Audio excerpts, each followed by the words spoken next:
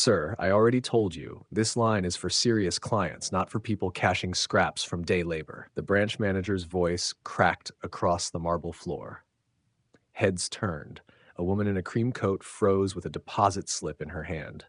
Two men in suits looked up from their phones. At the center counter, under white lights, a Filipino man in faded work boots stood with dried plaster on the cuffs of his jeans and dust in the seams of his brown jacket. He did not flinch. The manager leaned forward over the counter, smiling the way some people did when they wanted cruelty to look official. His nameplate read Brent Calloway. Gold letters. Perfect tie. Smooth contempt. "You're holding up private banking clients," Brent said, louder now, making sure the room could hear. "If you need to take out a few $100s, use the ATM. Right over there, sir." A few nervous laughs rippled from the waiting line. Beside Brent, the teller at Station 3 let out a small snort behind her hand. Her name was Melissa. She had the eager face of someone who mistook borrowed authority for personal worth. "Maybe he doesn't know what private banking means," she murmured, not quietly enough. More laughter. Thin. Mean. The Filipino man looked at Brent, then at the screen Brent had angled away from him. His face stayed unreadable. Mid-40s, maybe. Lean from years of labor. Skin darkened by sun. A faint white scar crossed one eyebrow. There was nothing flashy about him. No watch worth noticing. No wedding ring. Just a folded withdrawal form in one rough hand and a kind of stillness that might have warned people to step carefully. Instead, Brent saw only boots, dust, and accent. That was how men like Brent made their worst mistakes, not by missing what was hidden, by assuming nothing worth seeing could ever be hidden there at all. In another part of the city, people knew the name Mateo Velasco differently. Subcontractors lowered their voices when he walked a site. Foremen who lied about safety records found themselves quietly blacklisted from projects that paid 7 figures. Developers who ignored his warnings lost months and sometimes millions. No one could fully explain how a man who still drove an old pickup and brought his own coffee in a scratched steel thermos seemed to know everything before everyone else did. Where concrete would fail, where budgets were being padded, which partners were about to default. Some called him lucky, some called him scary. No one in this branch knew any of that. To them, he was just a man who had come in straight from a job site, carrying the smell of cut wood, wet cement, and winter air. The kind of man people thanked only when the ceiling stopped leaking. The kind of man invisible enough to build the city and still be treated like he had no place inside it. Near the chairs by the window, an older woman watched with tight hands folded over her purse. She had seen this scene before. Different bank, different body, same script. The worker asks a simple thing.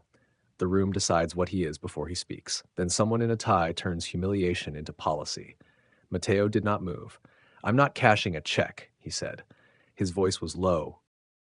"Then what are you doing?" Brent snapped. "I'm making a withdrawal." Brent spread his hands theatrically, inviting the room into the joke. "That is what I said. If it's a basic withdrawal, you wait like everyone else. You do not come up here and demand private service because you're in a rush to get back to a construction site." "I have an appointment," Mateo said. Melissa laughed openly this time. "With who?"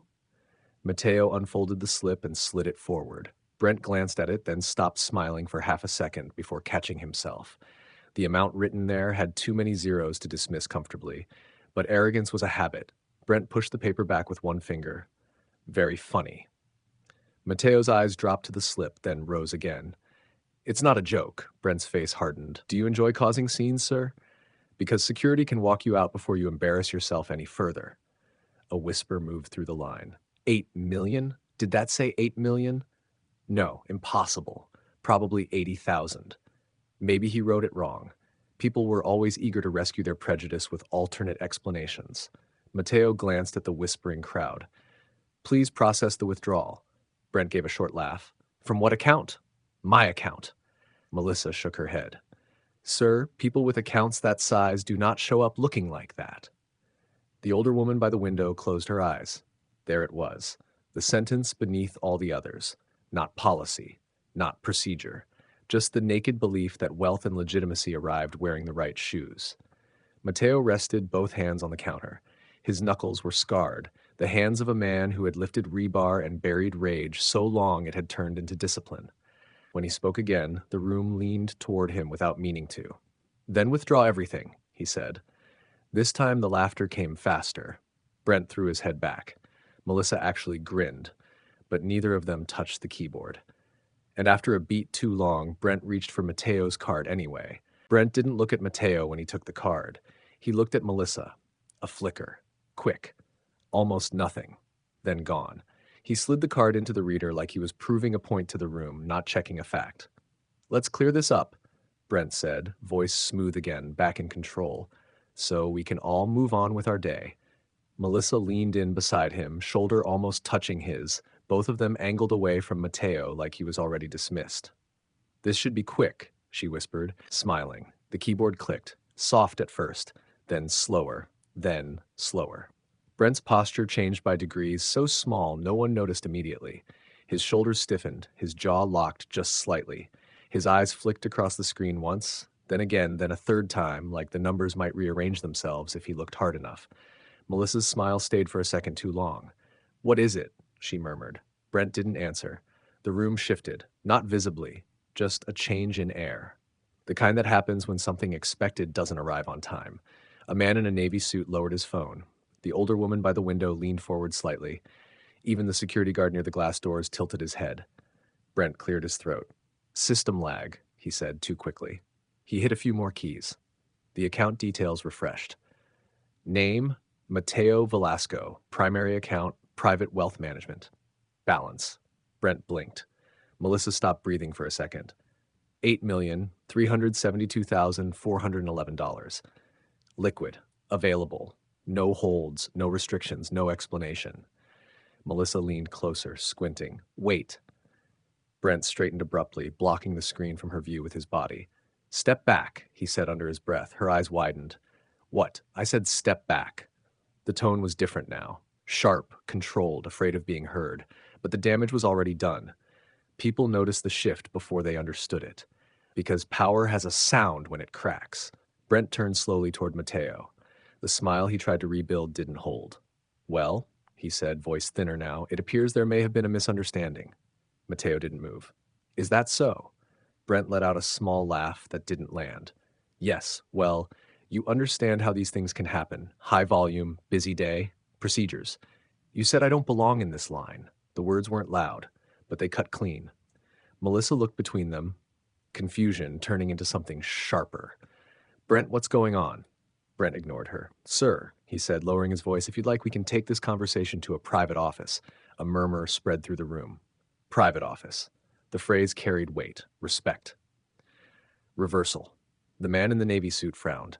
The younger guy behind him whispered, "What the hell?" Mateo stayed exactly where he was. "No." Brent blinked. "I beg your pardon?" "You were loud before," Mateo said. "We can continue here." A few people shifted uncomfortably because now it wasn't just a correction. It was a mirror. Brent's smile tightened. "Of course, if that's your preference." He turned back to the screen, fingers moving faster now, careful, precise. The arrogance was gone, replaced by something technical, measured, respectful in the way people become when they realize they are suddenly very, very small. Melissa swallowed. "Brent, what is that account?" Brent didn't answer. He printed a document, then another. His hands were steady now, but not relaxed, controlled, every movement deliberate. Mateo watched without expression. The older woman by the window pressed her lips together, something like relief creeping into her eyes. She had seen this part too, once or twice in her life. Rare, but real. The moment when the script breaks, when the ending refuses to follow the pattern. Brent turned back again, holding the papers like they were something fragile. "Mr. Velasco," he said, careful with the name now, each syllable placed properly, "we can certainly process a withdrawal of that size, but it will require authorization protocols, large liquidity movements." "Withdraw everything," Mateo repeated. The room went quiet, not polite quiet, tight quiet. Melissa stared at him. You're serious?" Mateo didn't look at her. Brent's throat moved as he swallowed. "Sir, if I may advise, removing that level of capital from managed accounts can have significant implications. Tax exposure, investment disruption, portfolio destabilization. Withdraw everything." Same tone, same stillness. Brent hesitated. For the first time since he'd spoken, he had no immediate answer, because this wasn't about procedure anymore. This was consequence. And he could feel it now, the edges of it, the shape of something much larger than this counter, this branch, this moment. A man like Mateo didn't just have money, he had decisions, and decisions like this didn't stop at one desk. Melissa's voice dropped. Brent, that's 8 million. A whisper behind them. Did she just say 8? Another voice. No way. The murmur grew, faster now, uncontrolled. The crowd leaned in, not hiding it anymore. Phones lowered, eyes locked, watching, waiting. Brent straightened his tie, buying time that wasn't there. Mr. Velasco, he said carefully, before we proceed, I'd like to involve our senior client services team to ensure you receive the appropriate level of care. Mateo said nothing. Brent forced a smile. It's standard practice at this level. Silence. Then call them. Brent nodded quickly. Of course. He stepped away from the counter, already reaching for his phone. But as he walked, his reflection caught in the glass behind the teller stations. And for a second, just one, he saw himself the way the room now did. Not in control, not dominant, just a man who had spoken too loudly, too early to the wrong person. Behind him, Mateo remained still at the counter, dust on his boots, hands resting lightly on polished marble, unchanged, while the entire room began to rearrange itself around him. Brent returned to the counter too quickly, phone still in hand, voice tighter than before. They're on their way, he said. No one asked who they were, because the room already understood. This had moved beyond him. Melissa stood a little straighter now, but her earlier confidence had nowhere to land. She kept glancing at the monitor like it might still be a mistake, like numbers that large needed permission to exist. They'll want to speak with you privately, Brent added, trying to reclaim something that was already gone. Mateo didn't move. I said we can do it here. Brent nodded too fast. Yes, of course. Silence settled again, heavy, different, the kind that presses down on people. The line behind Mateo no longer felt like a line. It felt like an audience that had realized they were part of something they didn't understand yet. The older woman by the window sat forward now, elbows on her knees, watching closely, not blinking. The glass doors at the front of the branch opened. 2 people entered, one in a dark navy suit, mid-50s, composed, moving with the kind of quiet certainty that didn't need to announce itself. The other, slightly younger, carrying a tablet, already scanning the room. They didn't hesitate, didn't check in, didn't ask permission. They walked straight past the waiting line, straight past the security desk, straight to Brent. The man in the navy suit stopped just short of the counter and looked at Mateo first. Not Brent, not Melissa, Mateo. A small nod, respectful, measured. Mr. Velasco. The name landed differently this time, clear, recognized. Weight behind it. Mateo returned the nod. The room shifted again. The younger associate stepped beside Brent, already pulling up the account on his tablet. His eyes moved once across the numbers. Then he went very still. The man in the navy suit turned slowly. To Brent. What happened here? Brent opened his mouth, closed it, tried again. Sir, there was a misunderstanding with... I didn't ask for a summary. The tone was calm, controlled, but it cut through Brent's words like they didn't belong in the room. I asked what happened. Melissa stepped in too fast. He came up to the counter and you laughed, the man said without looking at her. Melissa froze, because he was right, and he hadn't even been there. The associate spoke quietly, almost to himself. Private wealth tier, long-standing account, multiple institutional ties. He looked up at Mateo, something like recognition settling in, then back to the man in the navy suit, a slight nod. That was all it took. The man in the navy suit exhaled once, slow, then faced Brent fully. You told a private wealth client he didn't belong in this line. Brent's face drained. Sir, I didn't realize. That's the problem. Not louder, just final. You didn't realize. The room held its breath, because now, this was no longer about money. It was about judgment, about who gets seen and who gets dismissed. The man stepped closer to the counter, his presence filling the space Brent used to control. In this institution, we do not determine value based on appearance, he said. We do not humiliate clients, and we do not laugh when someone asks for service they are entitled to.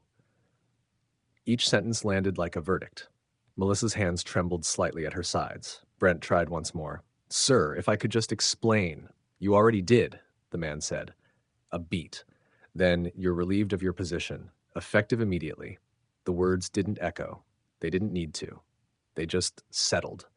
Brent stared, blinking, waiting for something to undo it. Nothing did. You can collect your belongings after hours, the man continued. HR will be in contact regarding next steps. Your access is revoked as of now. Melissa let out a small involuntary sound. Too quiet to be a word, too loud to ignore. The man turned to her. And you. She swallowed hard. You reinforced the behavior, you laughed, you participated. I was just exactly. He held her gaze. You were just doing what was easy. A pause. Then, you're suspended pending review. Her shoulders dropped like something inside her had given way. The associate stepped forward, already signaling discreetly to security near the door. That, not aggressive, not loud, just final. The room had gone completely silent now. No whispers, no laughter, just people standing very still, watching something they weren't used to seeing. Accountability. Real, immediate, unavoidable. The man in the navy suit turned back to Mateo, and for the first time, there was no authority in his posture, only respect. Mr. Velasco, he said, voice softer now, I apologize for what you experienced here today. Mateo said nothing. I understand your request, the man continued. We can process the full withdrawal immediately, or if you prefer, we can transfer your portfolio under direct management with a dedicated team. A long pause. The entire room waited, because this was the moment. Mateo looked down at the counter, at the same polished marble where he had stood while being told he didn't belong, then back up. Withdraw everything, he said. No anger, no satisfaction, just decision. The man nodded once. Understood. The associate moved instantly, fingers already working across the tablet. No hesitation now, no delay, only precision. The kind reserved for people who had always been this important, even when no one else could see it. Brent stood off to the side, unmoving, no longer part of the room, just there. A man who had spoken too loudly, too early, to the wrong person. Melissa stared at the floor. The older woman by the window exhaled slowly, something like release softening her face. Because this time, the script had broken, and it hadn't corrected itself quietly. It had shattered. When the final confirmation came, the associate looked up. It's done. Mateo gave a small nod. Nothing more. He picked up his card, turned, and walked toward the exit. Same boots, same jacket, same quiet presence. Unchanged. But the room would not forget. The glass doors opened, closed behind him, and for a long moment, no one moved. No one spoke. Because something had just been revealed. Not about money, not about status, but about how easily people decide who matters, and how quickly that decision can destroy them when they're wrong. If Mateo's story moved you, don't just watch. Act. Share this video with someone who needs to remember that value isn't worn on the outside. Then do more. Respect the quiet professionals around you. The worker in dusty boots, the newcomer rebuilding from nothing, the person you almost dismissed. Support fair recognition. Mentor someone starting over. Challenge assumptions when you see them. Invest in competence, not appearances. Comment below with programs helping skilled immigrants restart their careers. Subscribe to Beyond the Model Minority for more stories of invisible authority. Because the next Mateo Velasco is already in the room, already watching, already understanding. And when judgment fails, when status lies, when noise falls away, it won't be the loudest voice that changes everything. It will be the one who knew all along. For everyone overlooked, we see you. Choose better today, so this never happens again ever. Invisible authority, respect earned, see clearly.